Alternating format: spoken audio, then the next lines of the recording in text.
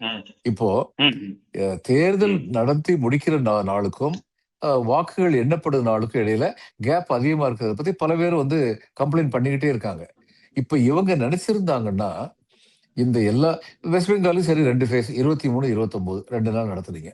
29ஆம் தேதி புதுச்சேரி, அஸ்ஸாம், கேரளா, தமிழ்நாடு எல்லாத்துக்கும் ஒரே நாள்ல 29ஆம் தேதி தேர்தல் நடத்தி முடிச்சிருக்க முடியும். தேர்தல் நடத்தி முடிச்சதுக்கு அப்புறம் 4வது நாள் வந்து வாக்குகள் எண்ணப்பட முடியும். ஏன் 4 நாள்னு கேட்டீங்கன்னா, இந்த தேர்தல்ல வந்து போலிங் ஸ்டேஷன்ல பணியாற்றின சில பேர், வாக்குகள் எண்ணப்படும் இடத்திலயும் பணியாற்றுபவர்களாக இருப்பார்கள். எல்லாரும் இல்ல, சில பேர். ம். ம். பொதுவா வந்து வாக்குகள் எண்ணப்படுற இடத்துல இருக்கவங்க, அந்த போலிங் ஸ்டேஷன்ல போறத அவாய்ட் பண்ணுவாங்க. ஏன்னா எல்லாமே வந்து கண்ட்ரோல் வந்து கலெக்டர் கீழ இருக்கு. கலெக்டருடைய ஆளுங்க தான் இந்த மாரி போலிங் பெர்சனலுக்கும் அப்பாயிண்ட் பண்ணுவாங்க.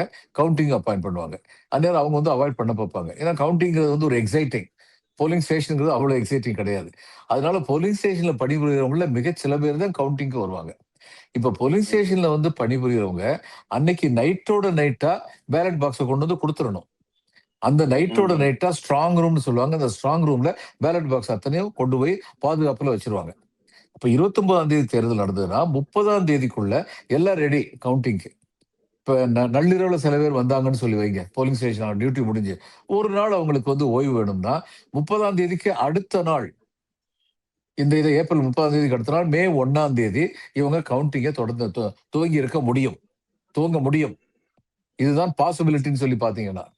ஆனா இன்னைக்கு என்ன நடக்குது? 9ஆம் தேதி ஏப்ரல் 9ஆம் தேதி நடந்ததுக்கு கவுண்டிங் வந்து மே 4ஆம் தேதி வச்சிருக்கீங்க. ஏறக்குறைய 4 வாரங்கள் வைக்கிறீங்க. கேரளாவுக்கும், அஸ்ஸாமுக்கும், புதுச்சேரிக்கும்.